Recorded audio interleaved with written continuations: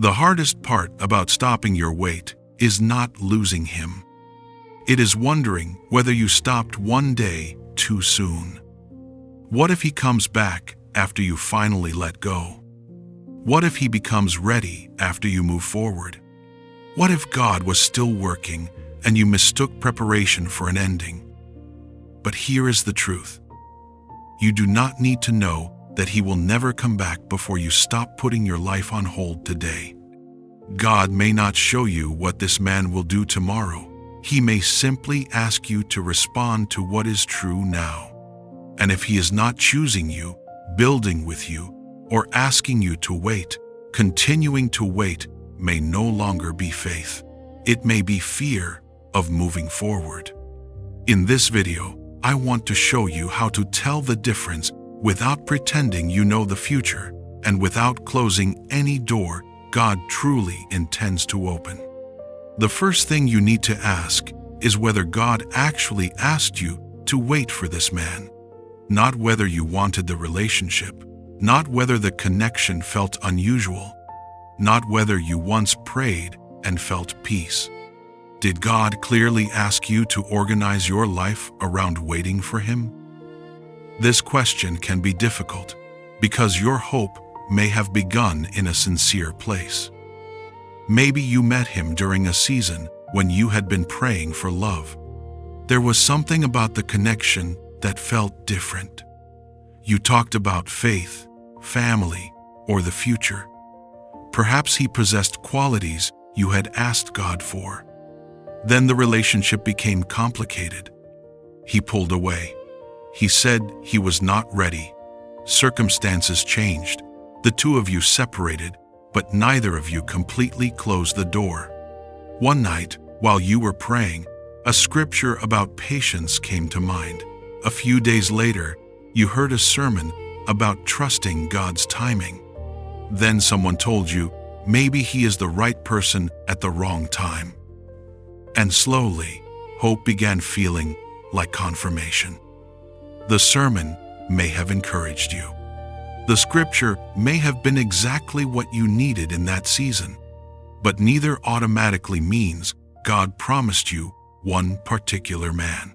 Sometimes God is teaching you patience without asking you to wait for a specific outcome.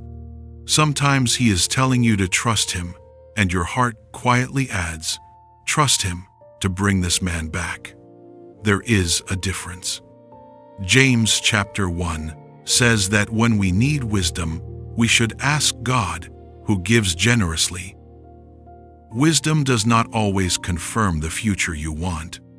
Sometimes it helps you separate what God said from what your hope added afterward. That can be humbling. You may have to admit, I know I wanted this relationship. I am no longer certain that God promised it. That sentence does not make you faithless. It makes you honest. God is not asking you to protect an interpretation simply because you once felt sure about it. He is not disappointed when you bring your beliefs back to him and ask him to correct what needs correcting. You are allowed to pray, Lord, if this hope came from you, you know how to preserve it. If I built part of it myself, help me release it.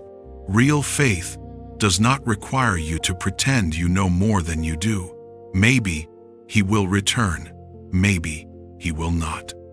But uncertainty about the future is not the same as an instruction to wait. There is another question that may bring even more clarity. What is he choosing now? Not what he said during the most emotional conversation. Not what he said when he was lonely. Not what he suggested the two of you might become someday. What is he choosing now? Maybe he tells you that he cares about you. He says the connection mattered. He admits that he still thinks about you. Then you ask what that means for the relationship, and his answer becomes unclear. He is not ready. He needs more time. He does not know what he wants. He cannot promise anything. He does not want to lose you, but he also does not want the responsibility of choosing you. so you remain close enough to feel connected, but not secure enough to know where you stand. Perhaps there are weeks of silence. Then your phone lights up late one evening. I was thinking about you. For a few minutes, the old closeness returns. You talk longer than you planned. He sounds tender. He remembers details that make you feel known. When the conversation ends, nothing has actually changed, but your waiting begins again. His affection may be sincere. He may genuinely miss you. He may not be trying to manipulate you. But care is not the same as commitment. A man can have feelings for you and still decide not to build a relationship with you. That truth hurts because you have been treating every sign of affection as evidence that a decision is coming. But a message is not a decision. And the fact that he has not said never does not mean you are required to live as though he has said soon. You do not have to believe his answer is permanent in order to take it seriously today. Today, he may not be ready. Today, he may not be choosing the relationship. Today, he may be asking for access to your heart without offering the safety of clear intention. You are allowed to respond to today. You may have been waiting for a final sentence that releases you. I will never be with you. I do not love you. Please, move on. But many relationships do not end with words that clean. Sometimes, the answer is repeated through behavior. The conversation never becomes action. The apology never becomes change. The future is discussed, but nothing is built. You keep asking God for another sign because the answer you already have is not the one you wanted. That does not mean every delay is rejection. Relationships can move slowly. People can need time to make wise decisions, but healthy waiting has honesty around it. There is communication, there is movement, there is shared understanding about what is happening and why. Indefinite uncertainty is different. When one person is living freely while the other keeps her heart reserved, that is not mutual preparation. It is emotional suspension. You do not need to make him a bad man to accept that his current choices are not enough for you to keep waiting. You can believe he has good qualities. You can believe that part of him cares, and you can still stop building your life around what he has not chosen.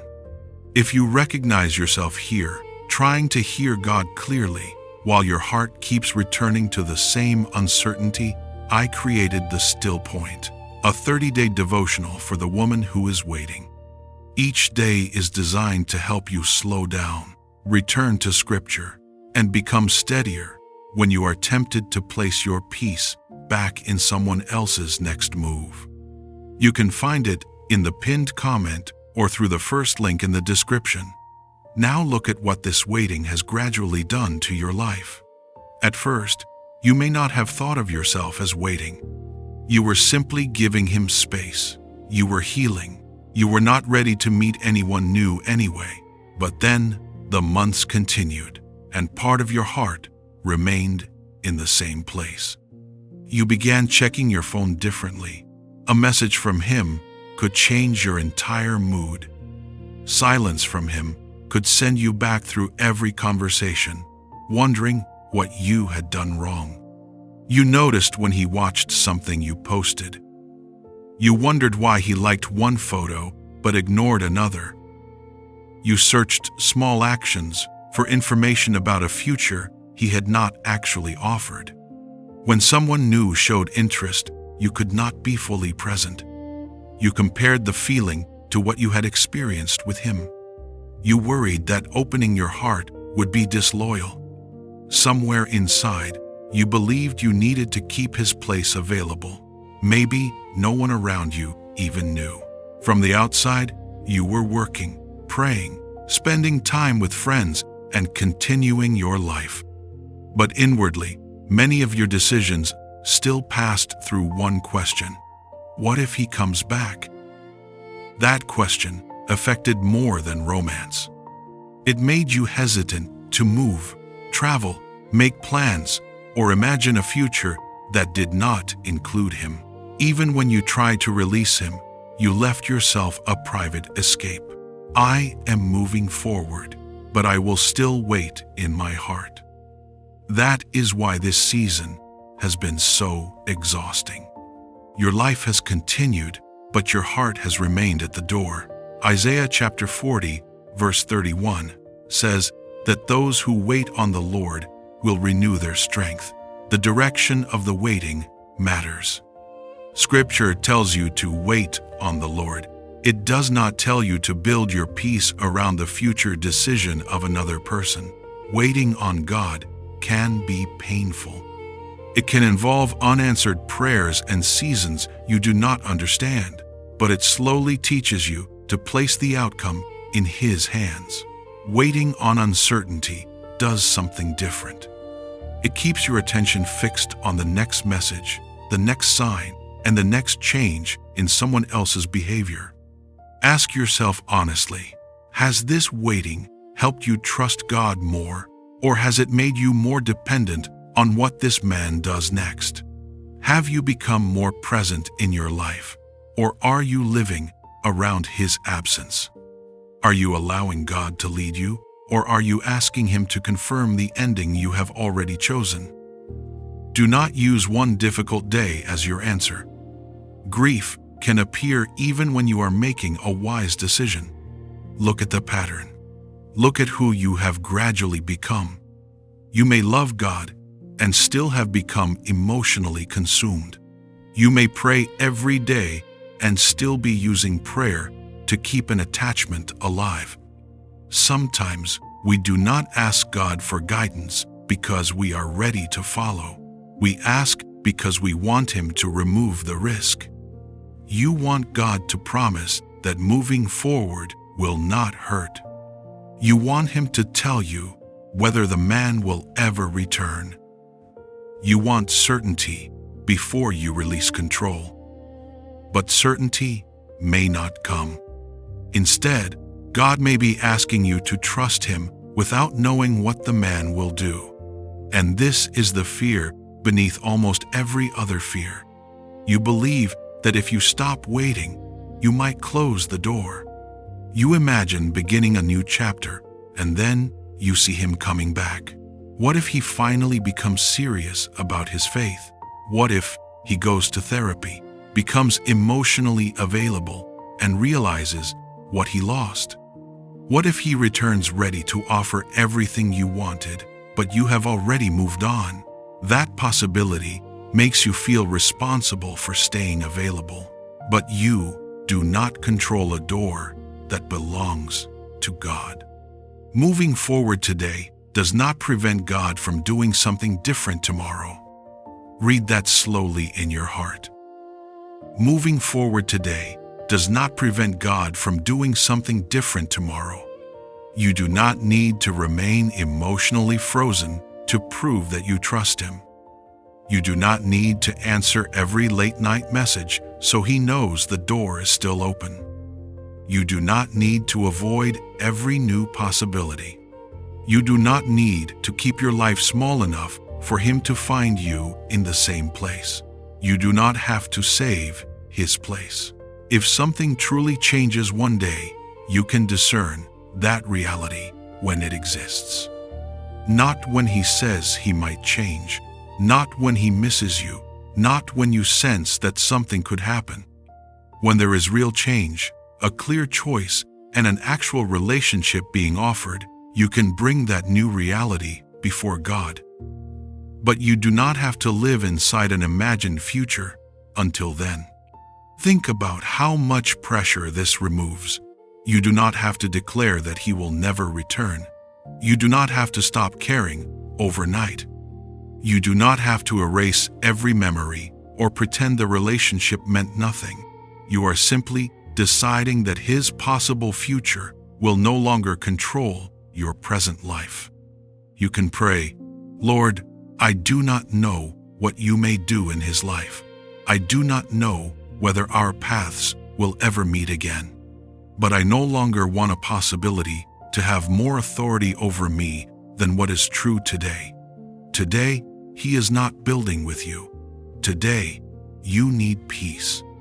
Today, God has given you a life that deserves your full presence. You can give the future back to him. That is what surrender looks like here. Not forcing yourself to stop feeling. Not rushing into another relationship to prove that you are over him. Not becoming bitter. Surrender means you stop managing the possibility. You let God be responsible for what comes next. Maybe the relationship was meaningful. Maybe God used it to reveal how deeply you can love. Maybe it exposed wounds you had ignored or desires you were afraid to admit. A season can matter without becoming permanent. A person can affect your life without being assigned to remain in it, and a hope can be sincere without being a promise. Stopping your wait does not erase what happened. It simply ends the agreement that your life must remain available to what might happen. You may still miss him tomorrow. You may still feel something when his name appears on your phone. There may be moments when your mind says, "What if this is the message that changes everything?" Pause before you answer from hope. Ask, what is actually different? Is there clarity? Is there responsibility? Is there a real decision? Or is the same uncertainty returning in a more emotional form? You have already survived enough conversations that felt like beginnings but led back to the same place. You are allowed to require more than emotion before reopening your heart. And when you feel afraid that moving forward means giving up on God, remember this: you are not giving up on God. You are giving up your attempt to predict how he must answer you. That is not weak faith.